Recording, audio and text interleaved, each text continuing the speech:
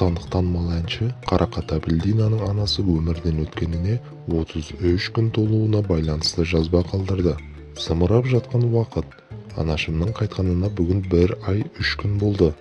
Бұл Қыдыр үшеуміздің бірге түскен соңғы фото. Ерін пірі тұтқан бір әйел көрсем, ол Қарақатымның анасы, деп Қыдекең анашымды өз анасындай жақсы көретін, ерекше құрметтейтін. Еркелеп, қызыңыз соңғы кездері жалқауланып бізді дұрыс қарамай жүр.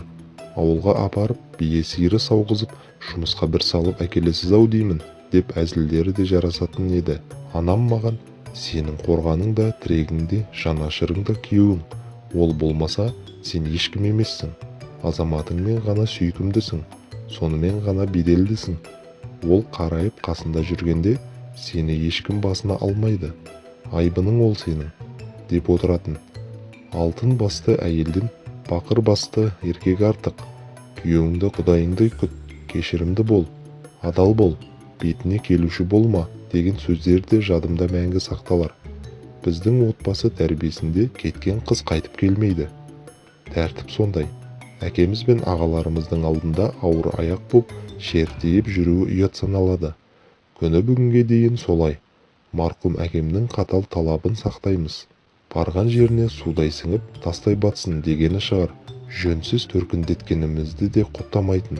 Сырттай тілеуімізді тілегенімен отбасылық өмірімізге араласқан емес. Әке-шешемізді ұятқа қалдырмауды ойлап, бәріміз шама-шарқымызша ел болуға тырыстық.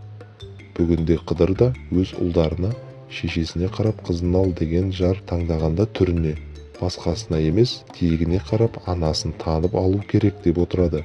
Өмір бойына әкеме қызмет етіп, ризашылығын алуға тырысқан анашымның асыл мінезін бағалай білгені ғой. Мінез құлқы бітім болмаса, жүріс-тұрысы тұтас бір мектеп. Ғылым, тәрбие болған әке-шешеме Алланың шапағатын тілеймін. Жаратқанның жолынан таймаған қарияларымыздың бүкіл ғұмыры тұнып тұрған өнеге, деп аяқтады өзінің жазбасын Қарақат Әбілдина.